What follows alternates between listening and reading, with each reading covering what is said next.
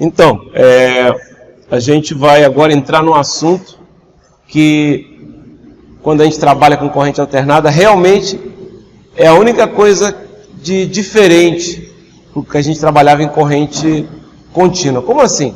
Deixa eu explicar. A gente viu aqui que quando a gente está trabalhando em corrente alternada, com fasores, é só trabalhar normalmente, como se estivesse trabalhando com corrente contínua, até agora.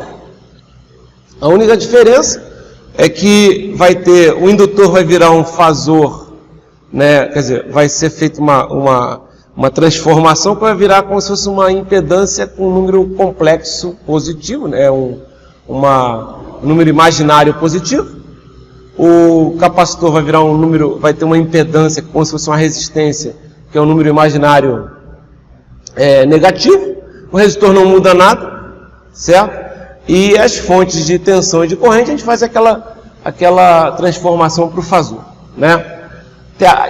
Tudo bem, complica os cálculos, mas assim, não tem nada de diferente do que a gente já tinha visto, certo? As leis de Ohm continuam valendo, leis de Kirchhoff continuam valendo, os métodos, até teorema de Thevenin a gente faz igual, certo?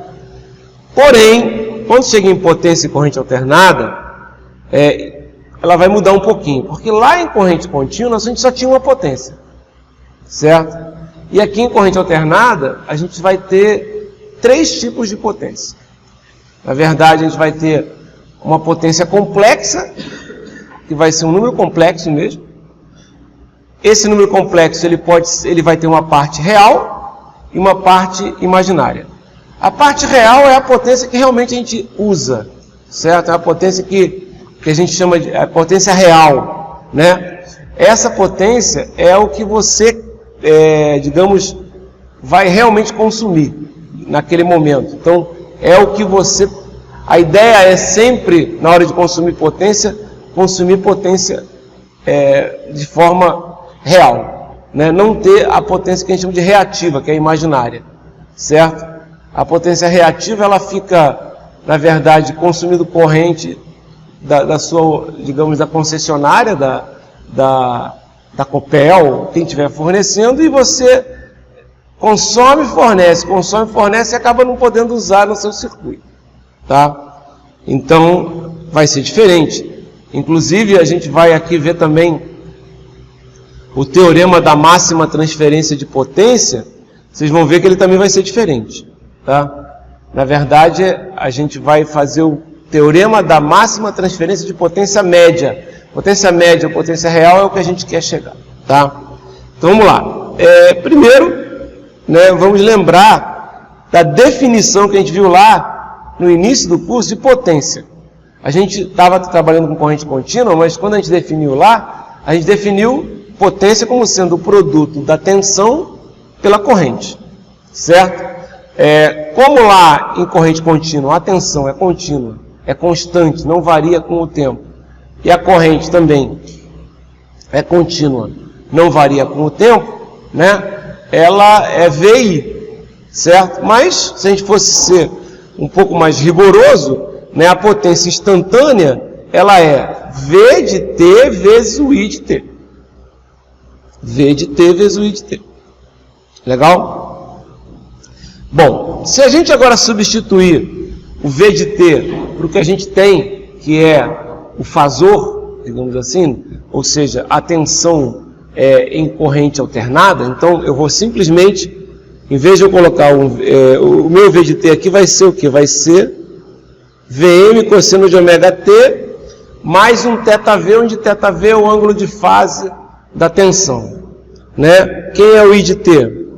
O I de T é Im cosseno de ômega T mais o θI. Se a gente fosse trabalhar com fasores, o fasor V seria o que? Seria Vm ângulo de θV, certo? E o fasor I seria Im ângulo de θI. Só para a gente lembrar que a gente está trabalhando em corrente alternada e a gente teria os fasores equivalentes, certo? Mas eu não vou trabalhar com fasor, não, vou trabalhar com corrente com a variação no tempo mesmo. Então, olha lá, V de t sendo isso, I de t sendo isso, multiplica V de t por I de t, vai dar VMM, certo? As duas amplitudes, cosseno de ômega t mais θv, cosseno de ômega t mais θi, certo? Ou seja, um cosseno A que multiplica um cosseno B. Tá? E isso você pode, usando uma identidade trigonométrica, transformar em meio de cosseno de A menos B mais cosseno de A mais B. Certo? Como A vai ser ômega t mais θv, B vai ser ômega t mais θi, o que vai acontecer? Isso aqui vai dar meio de cosseno de ômega t mais θv menos ômega t menos θi, mais cosseno de ômega t mais θv mais ômega t mais θi. Certo? Aqui, ó, em cima, o ômega t vai cortar. Aqui embaixo, o ômega t vai somar. Certo? Então, o que você vai ter? Você vai ter isso aqui, ó. A potência vai ser dada por essa expressão. Tá. Então, o que essa expressão diz? Que a potência vai ser meio de VMM cosseno de θv menos θi. Notem, essa parte não tem o t pequeno. Não tem ômega t. Então, isso é o quê? Isso é uma constante. Certo? Então, quando você encontra a potência usando a corrente alternada senoidal, uma parte da potência é sempre constante. Essa parte aqui, ó, se você fosse plotar no gráfico, é essa parte que vai daqui até a linha pontilhada. Esse valor aqui, ó, é meio de VM e M cosseno de θv menos θi. Né? Notem que se θv for igual a θi, vai dar cosseno de zero, que vai dar 1. Porém, se θv e θi tiverem uma diferença de fase de π sobre 2, né, o que vai acontecer? Vai ser um cosseno de π sobre 2 e a potência média vai ser nula. Certo? Porque isso pode acontecer. Tá? De qualquer forma, você vai ter um valor constante, certo? E mais um valor que varia com o tempo, numa frequência 2 vezes maior do que a frequência anterior, que faz sentido, porque você está trabalhando com você está multiplicando duas senoides de mesma frequência, tá? E aí, esse valor, ele pode, no máximo, né? Como isso aqui é um cosseno, no máximo pode ser meio de VMM para cima, né? Ou meio de VMM para baixo. Certo? Ok? Esse é o máximo que você vai poder ter. Ok? Legal. Então, a gente já viu que a potência em corrente alternada, senoidal, não é uma coisa tão simples assim como a potência em corrente contínua. Tá? Vamos lá. Agora a gente vai definir, né, aquilo ali é a potência instantânea. É o V de t e de t. Né? Agora a gente vai definir o que? A potência média. A potência média é a potência que sobra, né, quando você faz uma integral, né, entre a potência instantânea, né, é o valor que aparece, quando você, porque, notem, a potência instantânea é uma função periódica, né, ela está lá variando, sempre meio de VMM para cima, meio de VMM para baixo, numa frequência de 2 ômega-t, certo? Se você quiser calcular a potência média, né, e é muito fácil, na verdade, é como se fosse o valor dc, o que você faz? Você faz 1 sobre t, integral de 0 a t. O que vai acontecer quando você fizer isso? Se você fizer 1 sobre t integral de 0 a t, desse p de t que está aqui, pessoal, olha só o p de t que está aqui em cima, ó. Esse cara aqui, ó. O que vai acontecer? Vai sobrar só essa parte aqui, ó. Tá ok? Não é que vai sobrar só essa parte. Na verdade, a integral do outro lado, ela vai dar 0, porque é uma integral no período, né, de 2 ômega t. Certo?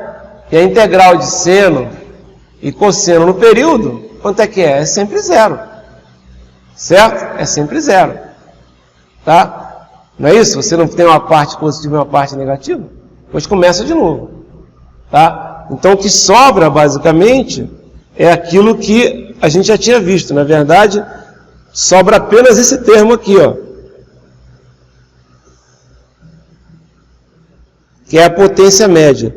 Esse pezinho não, esse pezão maiúsculo é a potência média, tá? Ou a potência também chamada de potência real, certo? Essa potência é que interessa para a gente na maioria das vezes, né? A potência total, a gente vai ver mais tarde, ela vai ser a potência real P mais um J Q. Essa aqui é a potência média.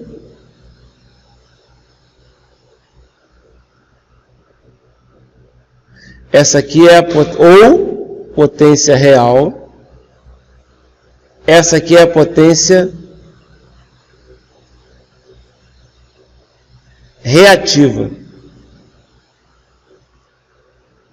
Ok? E isso aqui, ó, é um número complexo. Então a gente coloca assim o símbolo de fasor, apesar de não ser um fasor.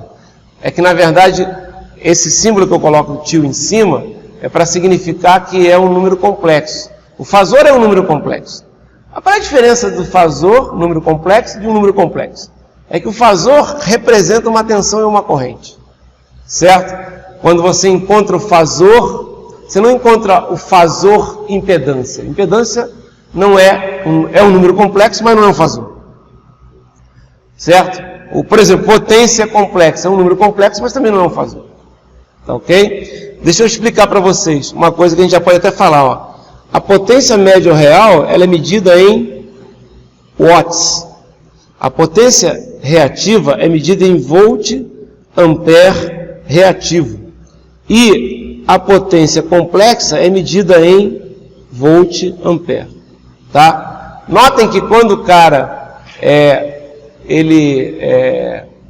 a potência complexa, se você for plotar esse número aqui, a gente vai falar disso mais tarde, mas eu vou adiantando.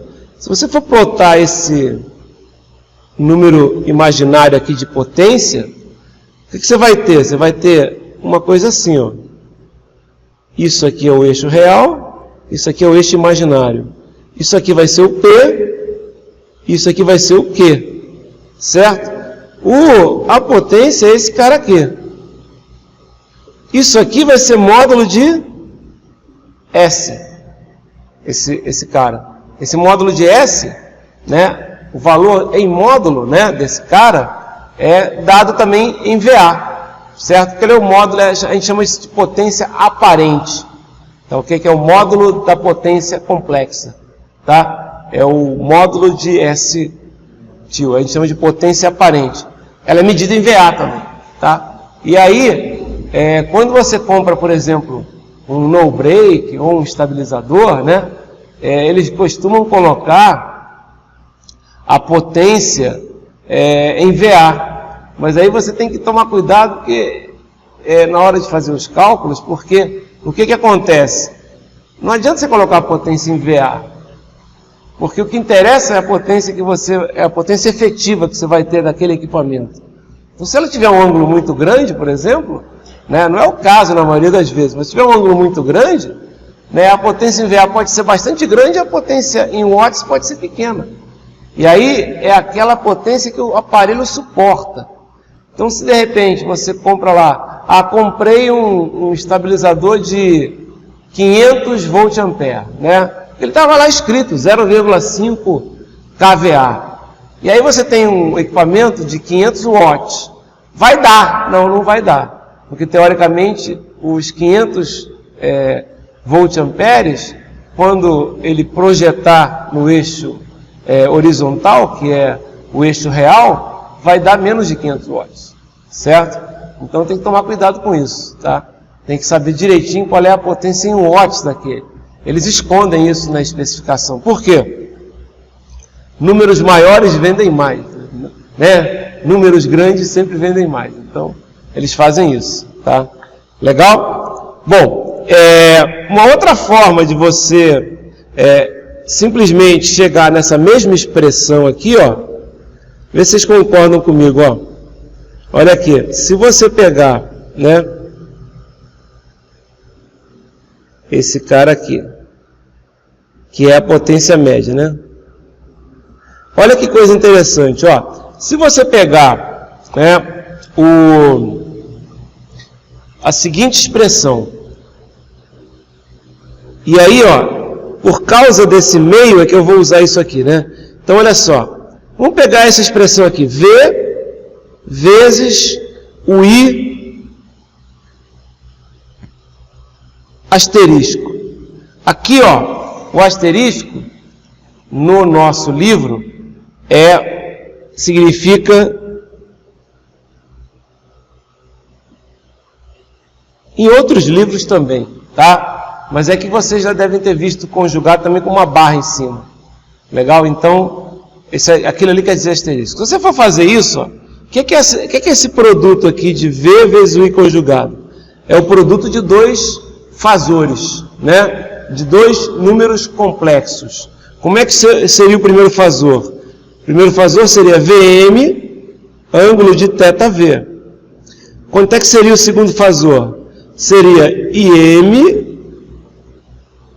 ângulo de θI, conjugado. O conjugado de um número complexo é a parte imaginária, né, negativa, né? Se você inverte o sinal. Negativa não, a inversão do sinal, né, da parte imaginária. Se ela for positiva, vai virar negativa, se ela for negativa, vai virar positivo. Ou seja, né, olha aqui, se fosse esse caso aqui, ó, se fosse pegar o conjugado, eu ia pegar um cara quem? Um cara para baixo aqui, não é isso? Não é isso? Ok? E aqui se tem o ângulo θ, esse ângulo aqui vai ser o quê? Menos θ. Tá? Então, quando eu for usar aqui, fazer esse cara, o que vai dar? Eu posso escrever assim, ó, isso aqui é IM, ângulo de menos θi. Como é que se multiplica dois números complexos? Multiplica-se os módulos, que vai dar VM e M, certo? E somam-se os ângulos.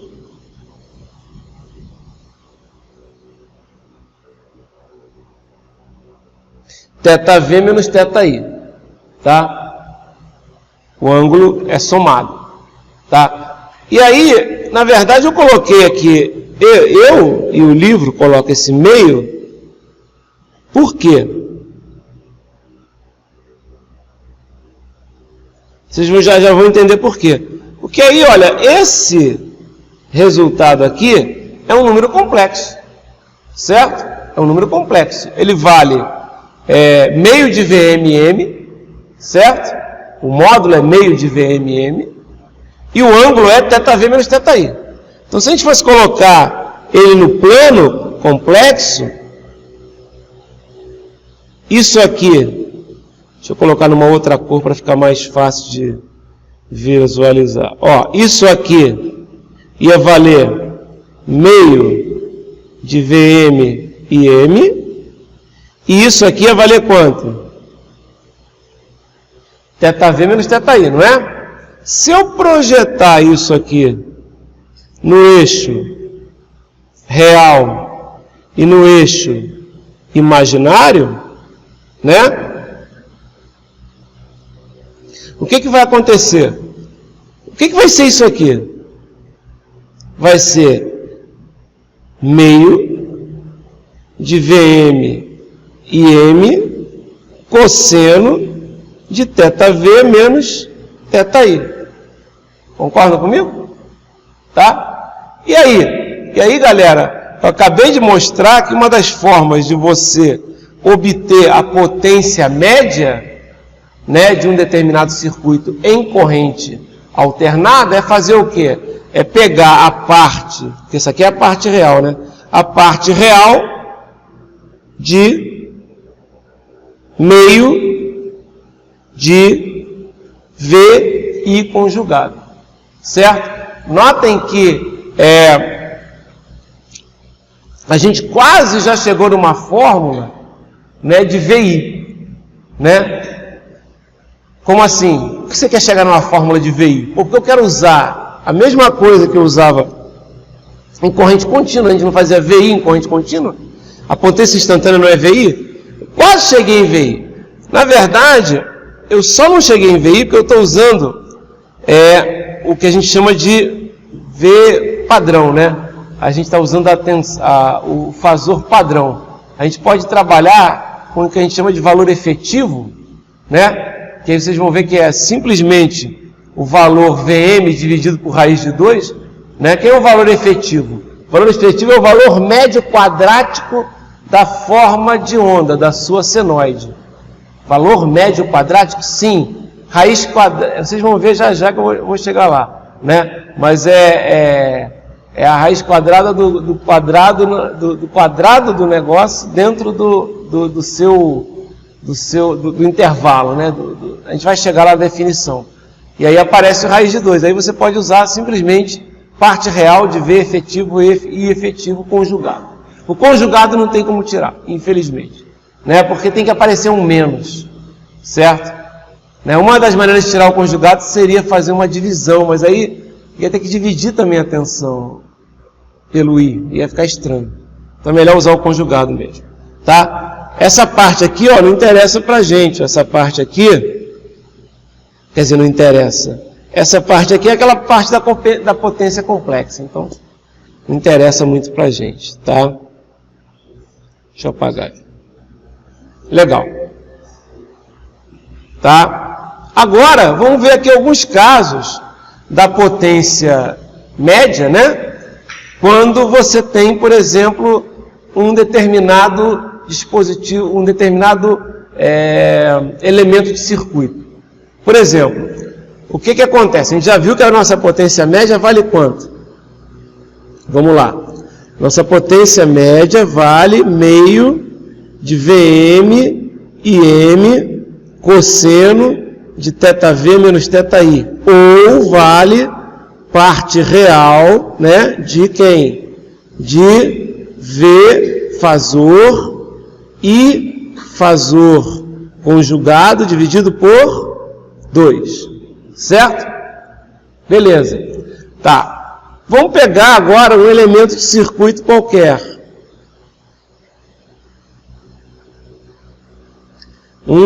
Qualquer não, um resistor. Vamos supor que ele tem aqui em cima dele um fasor Vm, certo? Uma tensão Vm aplicada nesse resistor. Né? Se você tem uma tensão Vm aplicada no resistor, né, a corrente que passa nele vai ser o Im, certo? E pela lei de Kirchhoff, né, a gente sabe que Vm vai ser o quê? R vezes o Im, certo? Lei de Kirchhoff, lei de Ohm, desculpa, lei de Ohm. Estou dormindo aqui. Isso aqui é a lei de Ohm. E aí? Né? E aí você pode simplesmente fazer o quê? Você pode agora substituir isso, né, em qualquer uma dessas expressões aqui. Ó. Você pode substituir ou aqui, ou aqui. Na expressão lá de cima, né, você vai chegar no resultado usando o fato de que se você tem Vm, ângulo de θ V, vai ser o R vezes o Im fasor, certo? Ou seja, o IM fazor vai ser o quê? Vai ser o VM dividido por R com ângulo de θV. Ok? O IM, né? Nesse caso, né? Eu poderia... Quanto é que vai ser o módulo de IM, né? O módulo de IM, que é IM, simplesmente nesse caso aqui, vai ser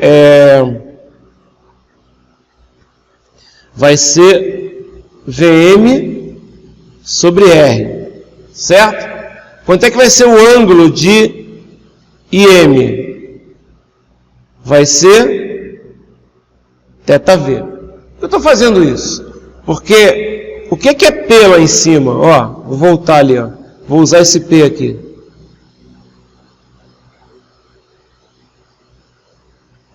P é igual meio de VM.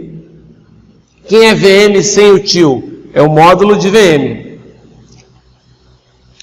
IM, quem é o IM sem o tio? IM sem o tio é o módulo de IM, que vai valer VM sobre R. Cosseno de θV menos θI. Só que θI aqui, ó, isso aqui, na verdade, eu não coloquei, né? Mas isso aqui, na verdade, é o θI, né? O ângulo da corrente. Então, isso aqui vai ser o quê? Vai ser 0. Isso aqui vai ser o quê? Vai ser 1. Então, a minha potência vai dar o quê? VM ao quadrado sobre 2R. Certo?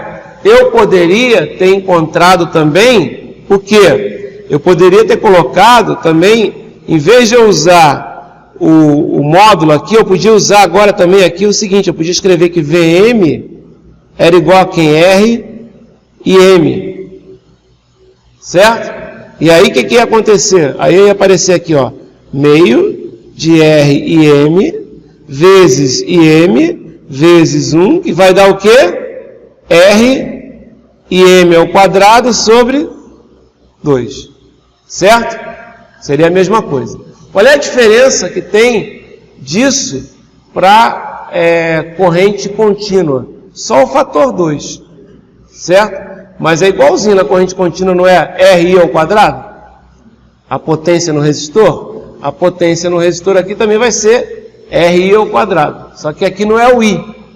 É o módulo de I. E aqui divide por 2. Né? Então tem esse fator 2 aqui nos dois casos.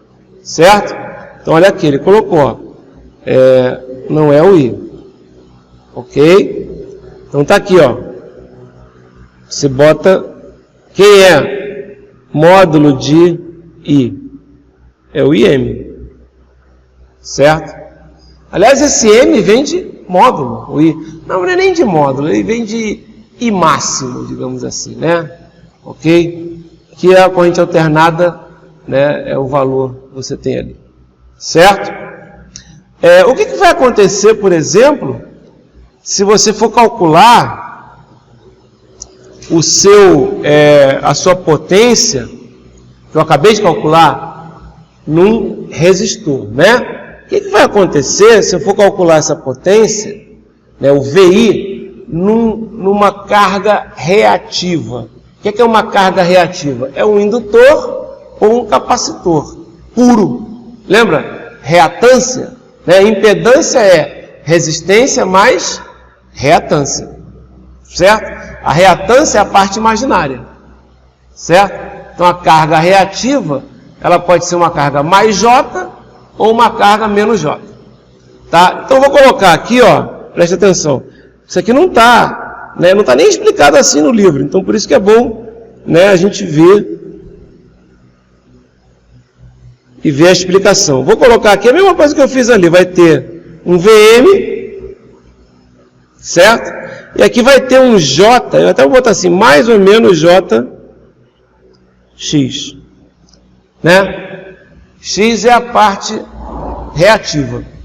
Legal? X ela pode ser Se X for positivo, a reatância é indutiva. Se X for negativo, a reatância é capacitiva.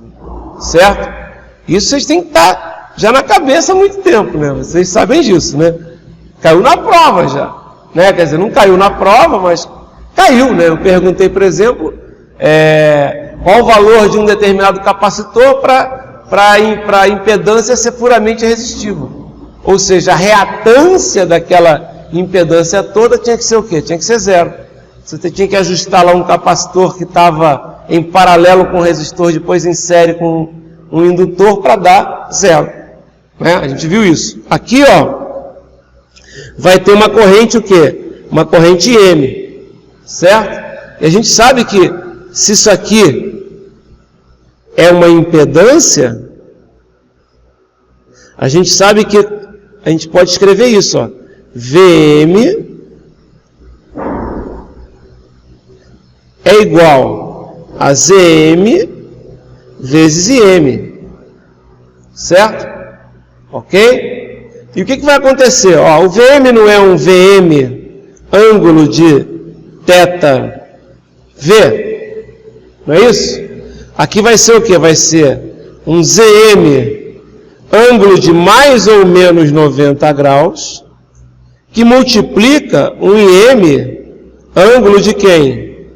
De θI. Certo? E aí, por que eu fiz isso? Porque olha só o que vai acontecer. Se você fizer, você pode escrever isso de outra maneira. Você pode escrever assim, VM, ângulo de θV, é igual a ZM IM, ângulo de θI, mais ou menos 90 graus. Concordam comigo? Eu multipliquei esses dois valores aqui. Certo? Não é isso que eu fiz? Então o que eu posso dizer? Isso não é um número complexo? O número complexo é igual a outro quando os módulos são iguais e quando os ângulos são iguais. Então, por que eu coloquei mais ou menos 90 graus? Porque eu estou com uma impedância puramente reativa. Certo? Então, eu posso escrever aqui que θV é igual a θI mais ou menos 90 graus. Ou eu posso escrever que θV menos θI é igual a mais ou menos 90 graus. Certo? Sabendo disso, se eu substituir na fórmula da potência, eu vou ter um cosseno de mais ou menos 90 graus. Concordam comigo? Quando a carga for puramente reativa. Ou seja, a potência média numa carga puramente reativa, potência média é zero. A potência média numa carga puramente resistiva, que é um resistor, é meio de R e ao quadrado ou meio de V2 sobre R, certo? Então, é bom a gente saber disso. Legal? Ficou entendido? Tá? Por isso que ele coloca aqui, ó, os dois valores. Tá. Legal. Agora vamos fazer, né, um dos teoremas mais importantes, né, de circuitos elétricos quando a gente trabalha com corrente alternada, tá? Que é o teorema da máxima transferência de potência média. Notem, a potência média é a que interessa. Potência média é a potência que realmente a gente consome, que existe. Você vê, você coloca no elemento reativo, a potência média dá nula. Você bota no elemento resistivo, a potência média é real, certo? Então, a potência média que a gente quer, que a gente vai consumir realmente no nosso circuito, é o que interessa, né? É claro que você quer entregar sempre máxima potência. Se você entrega menos potência, você não está otimizando a transferência de potência entre uma fonte e uma carga, certo? Então, o que a gente vai fazer agora é descobrir qual o valor de uma carga,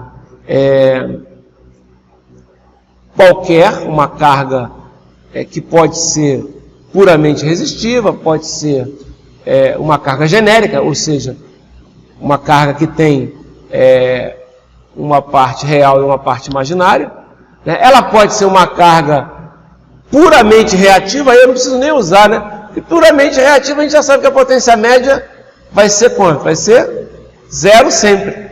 Então a gente não quer uma carga puramente reativa. O menos reativa possível, certo? Então o que acontece? Como é que a gente calcula qual é o valor da carga ZL? Abel, você não colocou o tio aqui. Não, eu não coloquei o tio, porque aqui eu consigo, né, no meu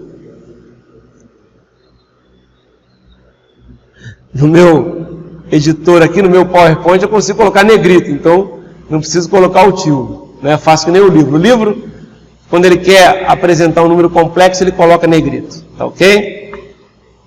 Então ele fala assim, ó, qual é o valor, né, ok, que te dá máxima transferência de potência num determinado circuito. Primeiro, preste atenção, todo circuito linear em corrente contínua ou corrente alternada pode ser substituído por um equivalente de Thevenin. Então, obviamente, eu vou colocar para o meu circuito genérico, que pode ser qualquer um, eu vou colocar quem? O equivalente de Thevenin. Certo? Esse é o equivalente de Thevenin. A gente sempre faz isso quando vai trabalhar com potência. A gente faz o equivalente do circuito. E o que a gente vai fazer agora? A gente vai agora justamente descobrir qual vai ser o valor da carga que me dá a máxima transferência de potência média. Esse valor, quando a gente fazia isso em corrente contínua, tinha a ver com quem? Com a resistência de Thevenin, não tinha? Esse valor agora vai ser também alguma coisa que vai ter a ver com quem? Com a impedância de Thevenin. Então, qual o valor de ZL para máxima transferência de potência média? Tá? Qual o valor de ZL para a máxima transferência de potência média? Como é que a gente faz isso? Calcula a potência média que ZL consome. Calcula. Vai ser o quê? Vai ser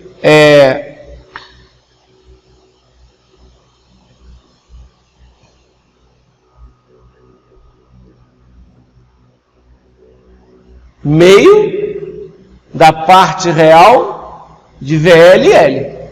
Certo? Concorda comigo? Vai ser meio da parte real de VL e L. Concorda comigo? Sim. Tá? A gente também pode fazer o seguinte. A gente pode, como a gente sabe que a potência, né, vai ser o quê? Né? Vai ser uma outra forma de você fazer isso, né? Deixa eu te buscar aqui em cima.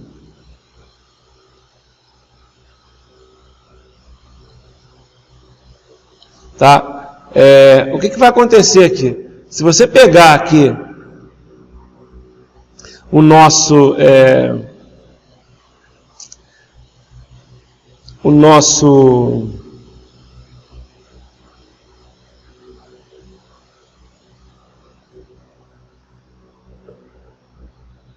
pode escrever assim também. Deixa eu explicar para vocês.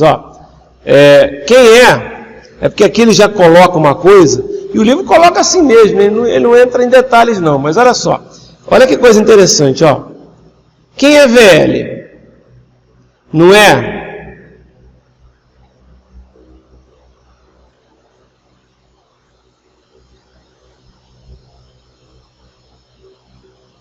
Não é isso? Não é ZL vezes I? Certo? Então, olha só, você pode escrever da seguinte forma. Você pode escrever isso assim, ó. Quer ver?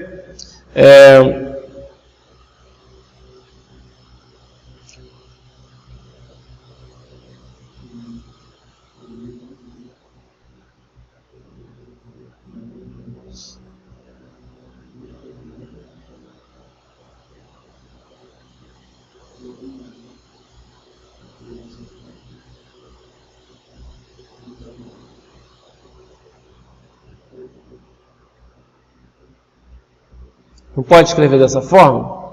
Com certeza, né? Ok? Então você pode escrever o VL assim, ó.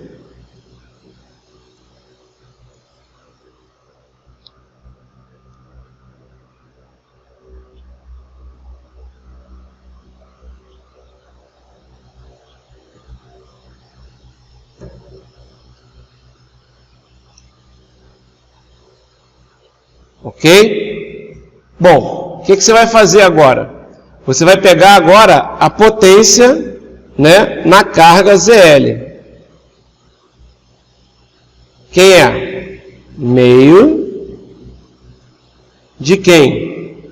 Da parte real, certo? De quem?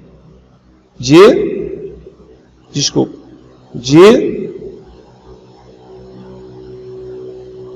VL vezes IL conjugado. A gente já mostrou isso. A potência numa carga, né, uma potência num elemento qualquer, a potência média é isso, meio da parte real disso. Tá, o que vai dar isso? Vai dar meio da parte real. Quem é VL? RL vezes o que? IL mais, vou puxar um pouquinho para cá, JXL IL, isso tudo multiplicado por IL conjugado, certo? Quando você fizer a multiplicação, o que vai acontecer? Vai dar meio da parte real de quem? Notem, esse cara distribuir aqui, ó, matemática agora. Vou multiplicar para cá, vou multiplicar para cá. Certo? Então vai dar o quê? Vai dar o RL que multiplica o módulo de IL ao quadrado. Por quê? Número complexo vezes o número complexo conjugado dá o módulo do número complexo ao quadrado. Isso aí é álgebra de números complexos. A mais BI, né, menos A menos B, que multiplicar A menos BI dá A2 mais B2, certo? Que é o módulo. Ok? Isso aqui vai dar o quê? Mais JXL de quem? Que multiplica o que? IL ao quadrado. Certo? Quem é a parte real disso? É isso aqui. Certo? Isso aqui vai dar quanto? Meio de RL vezes IL ao quadrado. Ok? Quem é isso? Isso é a potência média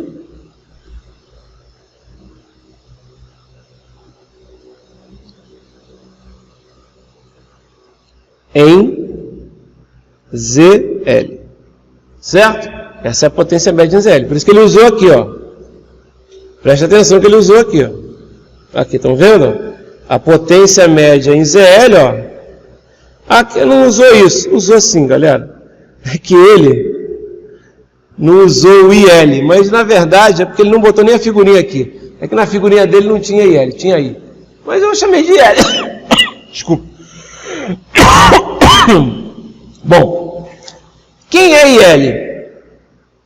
Quem é IL? É isso aqui, ó. IL é igual a VL sobre ZL. Né? Certo? Porém, quem é outra maneira de você encontrar o IL, você pode fazer VL sobre L, você também pode fazer o IL não é um só, ele não é o cara que está vindo daqui, ó, não está percorrendo o circuito. Então, outra maneira de você escrever ele é V de T Venan sobre a soma. Todo mundo entendeu isso? Né? É de V de TVN sobre a soma. Que é o que ele usa aqui, ó. Certo? Então aí ele escreveu o quê? Ele escreveu primeiro o IL, que é esse cara aqui, ó. IL. Tá? Ele escreveu o IL sendo V de TVN sobre a soma. Ah, não tem tio porque ele está usando o negrito, pessoal. Certo? Então, ó, V de TVN sobre a soma não é isso?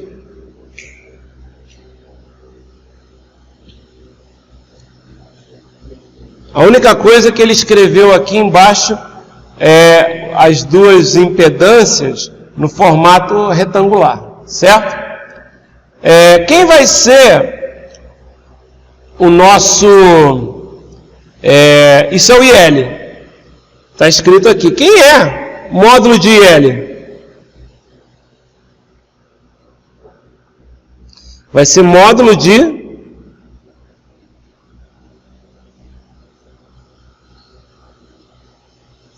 Presta atenção no que eu vou fazer aqui, ó.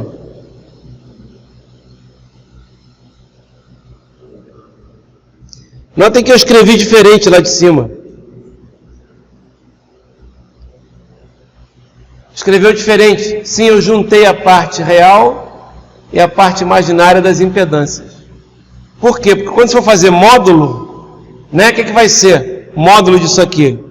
Vai ser o módulo de VTH, né, que normalmente, quando a gente está trabalhando com VTH com o tio, o módulo de VTH é o VTH sem o tio.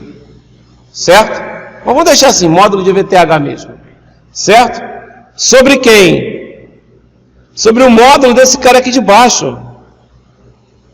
Mas quem é o módulo desse cara aqui de baixo?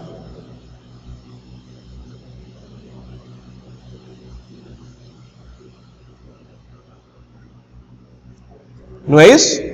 É um número complexo, A mais B. Módulo é o quê? Raiz quadrada de A2 mais B2. Certo? Apareceu ali a raiz quadrada do quadrado. Certo? Quando você elevar isso ao quadrado, isso aqui vai ser elevado ao quadrado, isso aqui vai ser elevado ao quadrado. Certo? Vai aparecer o quê? Vai aparecer módulo ao quadrado sobre esses caras ao quadrado, sem a raiz. Aqui, ó. Vai aparecer o RL, você está multiplicando pelo RL. Por que você está multiplicando pelo RL? Porque olha só, lembra aqui, ó. Essa não é a potência que eu quero?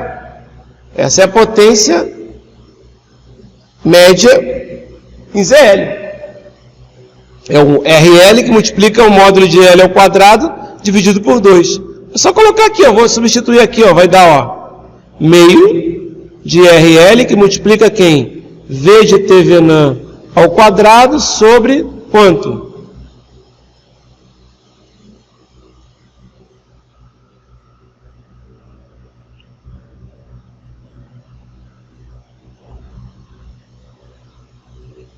Certo?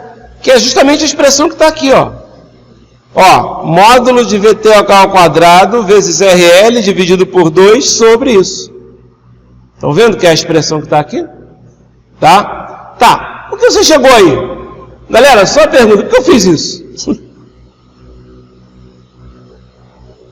Por que eu fiz isso?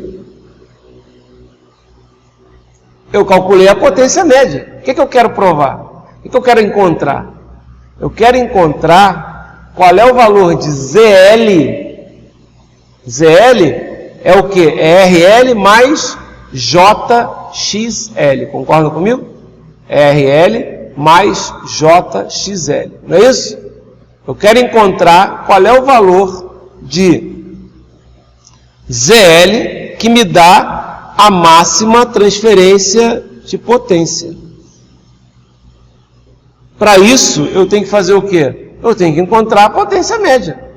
O que eu tenho que fazer agora, galera? Essa potência média é função de quem? Ela é função de duas variáveis. VTH é variável? Não. VTH é constante, o seu circuito está lá. RTH é variável? Não. O seu circuito está lá. XTH é variável? Não. O seu circuito está lá. Quem é que está variando? Quem está variando é a carga. Você está mexendo na carga de maneira que para aquele circuito você tem a máxima transferência de potência daquele circuito para a carga. Só que a nossa carga é ZL. Ela tem uma parte real que varia, que é o RL. Ela tem uma parte imaginária que varia, que é o XL. O que eu tenho que fazer então? Hein? Eu tenho uma função de quantas variáveis? De quantas variáveis? 2 variáveis. Concordam? Quais são as variáveis nessa função aqui P? Quais são as variáveis aqui? RL e XL. Então tem uma função de 2 variáveis, eu quero saber o quê? Eu quero saber qual é o valor dessas variáveis, né? Em que ponto dessas variáveis, que elas estão variando, em que a minha potência é máxima. O que eu tenho que fazer? Se fosse uma variável só, o que eu tinha que fazer? Derivar e igualar a zero. Como é 2 variáveis, eu derivo parcialmente em relação à variável RL e igual a zero. Eu vou encontrar a condição para que o RL dê potência média máxima. Certo? Depois eu derivo parcialmente em relação a XL e igual a zero.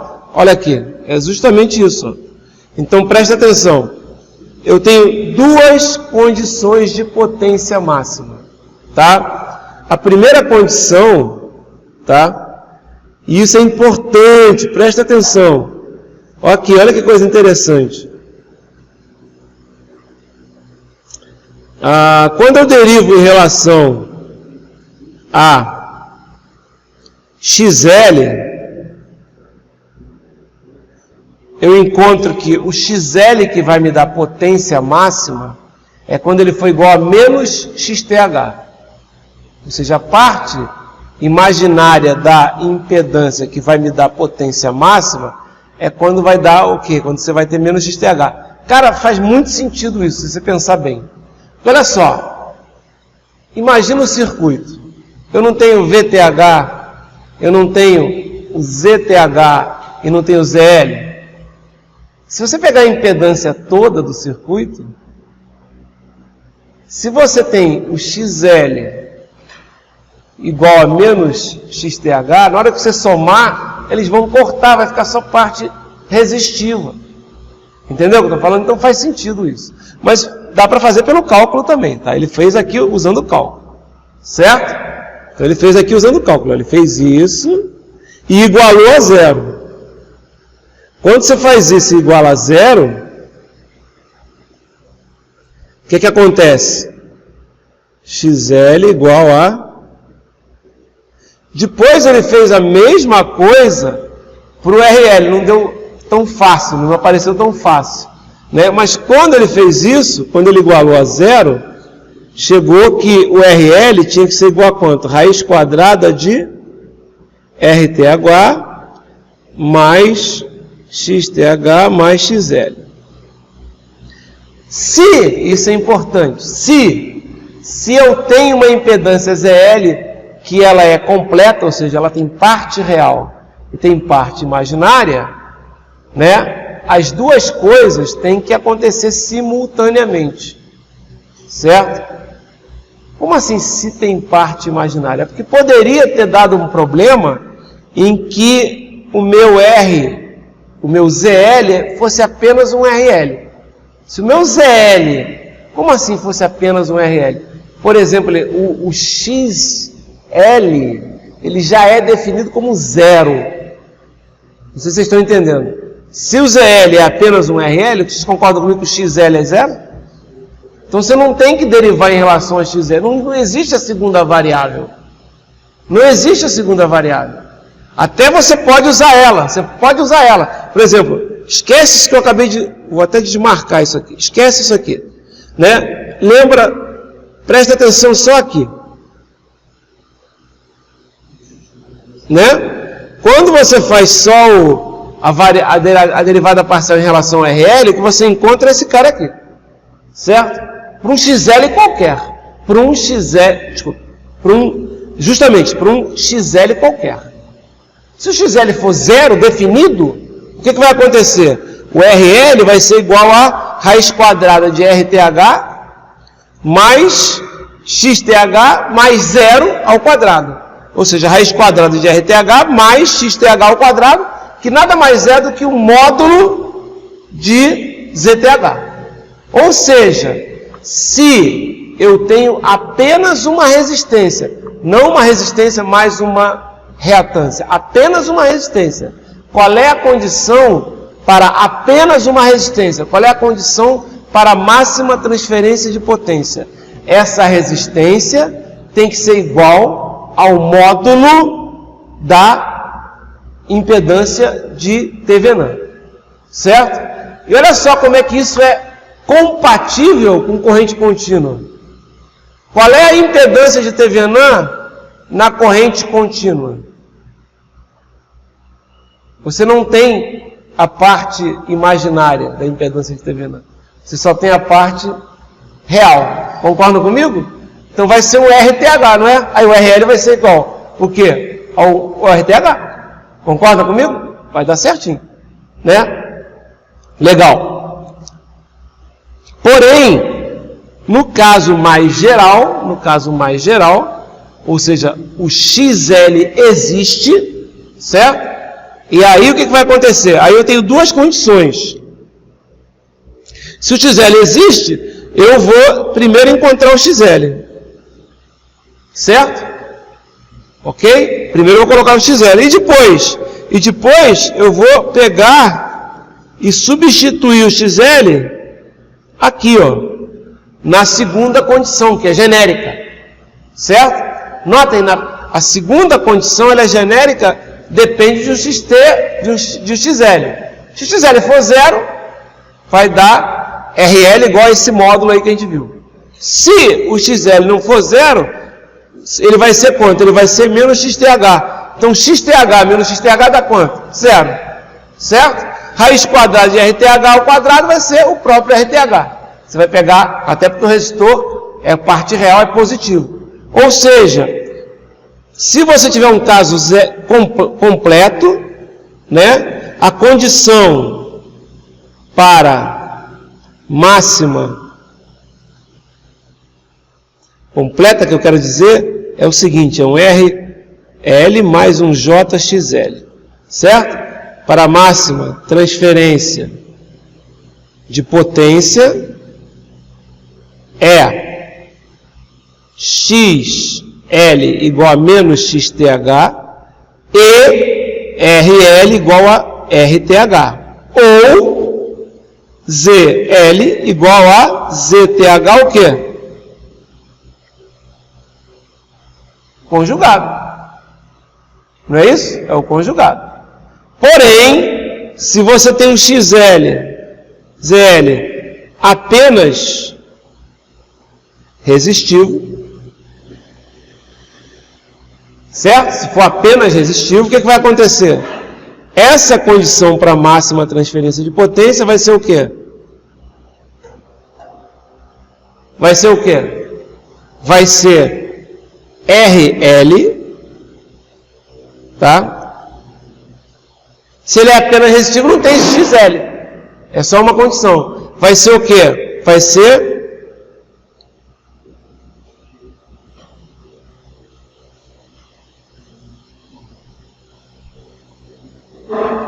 ou RL igual a...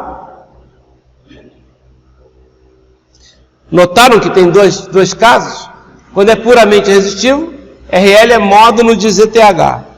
Quando ele é uma impedância completa, uma impedância que tem parte real e parte imaginária, aí ele é conjugado de ZTH. Cuidado, porque vai ter dois tipos de problema. Qual o valor de RL e qual o valor de ZL? Certo? Para você conseguir máxima transferência de potência. Entenderam o que eu falei agora? Tá? E qual a potência? Aí depois ele substitui, ó. A potência, se você for ver no caso completo, vai ser essa aqui, ó.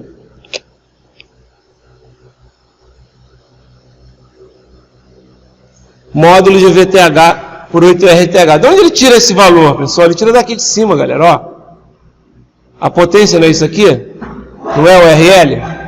Não é módulo de I ao quadrado, né, sobre, né, RL?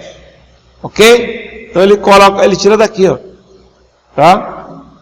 Ok?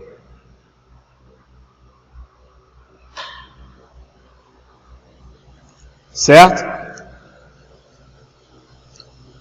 Então ele colocou, ó, no caso de um RL que vale, como a gente acabou de falar, que o ZL que é completo, aí você tem o ZL igual a ZTH, porém se for puramente resistivo, tá? A gente chega nisso aqui. Ok? Então, ó, vamos fazer um exercício, né? Só para resolver esse tipo de problema, ó. Ele pergunta aqui o seguinte, ó. No circuito da figura 11.11, determina o valor de RL que absorverá a potência máxima. Ok? Notem, é RL, estão vendo que é RL aqui? Então deixa eu... Até que está aqui difícil de ver. É RL. Então olha só, como é que eu vou fazer isso aqui? Eu vou ter que encontrar o quê? Eu vou ter que encontrar o equivalente Thevenin entre A e B, certo? Se ele pede só o valor de RL, notem que nem precisa encontrar o equivalente Thevenin, basta encontrar a impedância de Thevenin, né? Certo? Então nesse caso aqui, ó, nesse problema aqui, o que vai acontecer? O RL para máxima transferência de potência, ele vai ser o quê? Módulo de ZTH. Quem vai ser ZTH nesse problema aqui? Olha, a gente faz o quê? A gente anula a fonte de tensão independente, certo? E calcula a impedância entre os dois pontos A e B, certo? Como é que vai ser a impedância entre os pontos A e B? Vai ser o quê? Vai ser 40 menos J30, que é essa impedância aqui, em paralelo com essa impedância aqui. Né? Vocês estão vendo que os dois estão em paralelo? Estão em paralelo, tá vendo? Que ele vem aqui, ó. Esse cara aqui você desenha, ele vem para cá. Esse aqui também vem para cá. Os dois estão saindo de A até B, que é em paralelo com J20. Quanto é que vai dar isso? Vai dar 40 menos J30, que multiplica J20, dividido por 40 menos J30 mais J20. Vai dar o quê? Vai dar, em cima da 600 positivo, mais J800. Não é isso? Embaixo vai dar 40 menos J10, não é isso? Aí olha só, isso é o ZTH. O módulo de ZTH vai ser módulo de cima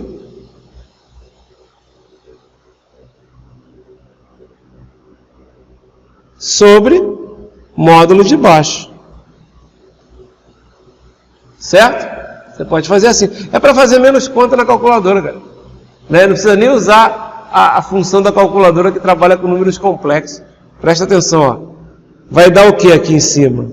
Vai dar raiz quadrada de 600 ao quadrado mais sobre raiz quadrada de... E aí você vai ter um valor aqui, certo? Ok? O valor aqui, eu vou até dizer quanto é que vai dar 24,25.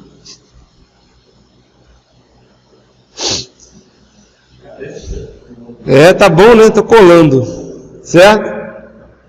Ok? 24,25. Ou seja, qual o valor de RL para máxima transferência de potência? 24,25 ohms. Se eu tivesse que calcular a potência, aí eu tinha que encontrar o VTH, certo? Não era tão difícil aqui também, né? Não era tão difícil.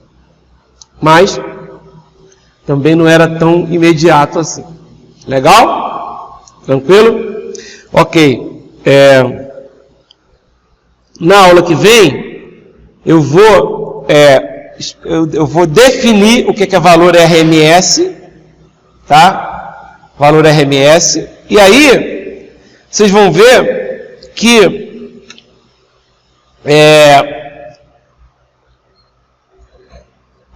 quando eu defino o valor RMS, a potência, né? Lembra que a gente falou na aula de hoje que a potência era meio, né, de VI conjugado, né?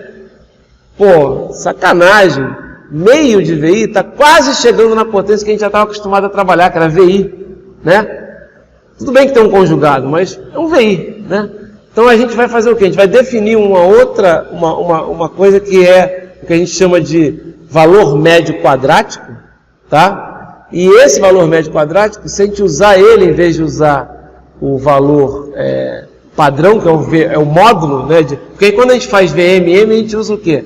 A gente usa o valor de máximo, né? O ponto de máximo, né? E o valor médio quadrático não é esse. É o valor de máximo dividido por raiz de 2. Aí quando você usa o valor de máximo dividido por raiz de 2, fica V sobre raiz de 2, V sobre raiz de 2, e aquele meio que some, né? Porque vai ficar um VEF, um IEF.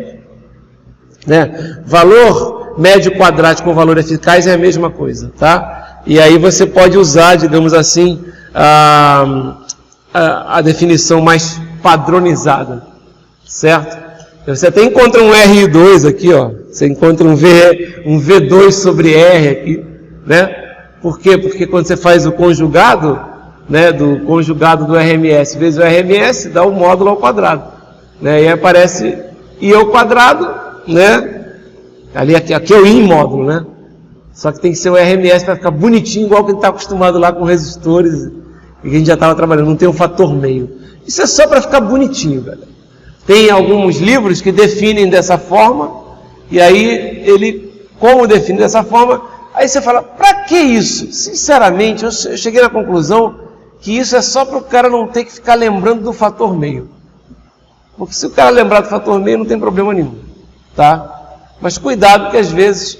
Também tem outros detalhes também, porque às vezes o que é medido pelo multímetro não é o valor de pico, e sim o valor médio quadrático, tá? Porque ele faz tipo uma relação de potências, tá? Ok, na aula de hoje tá bom. Na aula que vem, que é quarta-feira que vem, né? Porque sexta-feira não vai ter aula, tá? A gente vai entrar no assunto que é potência aparente e fator de potência. Esse é uma das coisas que mais interessante aí para o pessoal que está no segundo ano já começar a ver alguma coisa que tem a ver com a profissão do engenheiro eletricista, que é o fator de potência, tá? Então a gente vai aprender isso, tá? E aí a gente vocês vão ver que aí apesar de eu já ter definido isso lá em cima, mas a gente vai definir novamente o que é a potência complexa, tá? E aí, galera, acabou. Aí você fala, pô, acabou? Putz, acabou, né? Mas, cara, vocês vão ver que se tratando de potência em corrente alternada, os problemas são bem mais complexos que vocês poderiam imaginar, né? Porque corrente alternada sem ser potência, a complexidade não aumenta, ela não aumenta. Ela aumenta só pelo fato de você ter que usar números complexos. Mas o resto, todo o raciocínio é feito... Até tem alguns casos que você vai ter que fazer um raciocínio diferente. Por exemplo, a gente viu lá na aula, na nossa prova, qual o valor para a potência para ser puramente resistivo. Aí você tem que usar uma informação a mais. Puramente resistivo, parte imaginária igual a zero. Tá? Mas aqui em potência em corrente alternada, não é só isso. Vocês vão ver que tem um monte de detalhes. E aí vocês vão entender quando eu estiver falando do fator de potência, que tem... que eu vou explicar para vocês com demais detalhes aqui embaixo, que é quando eu fizer a correção, né? Então vocês vão entender como é que funciona. Então, por exemplo, qual é a ideia do fator de potência? Quando você tem uma carga indutiva, né? Que é no caso aqui. O que é uma carga indutiva? Por exemplo, você tem lá uma instalação industrial com motores, que é muito comum, então tem muito de enrolamento. Enrolamento é bobina, bobina é indutância, né? Então o que acontece? Quando você tem lá a sua relação original, né? Olha a corrente que você tinha lá originalmente, né? Era essa corrente L. Você tinha uma tensão V, essa não muda, tá vendo? A tensão V está aqui, fixa, certo? É um fasor. Está gerando uma corrente L, certo? Notem que essa corrente L, ela aparece, né? Digamos assim, de modo que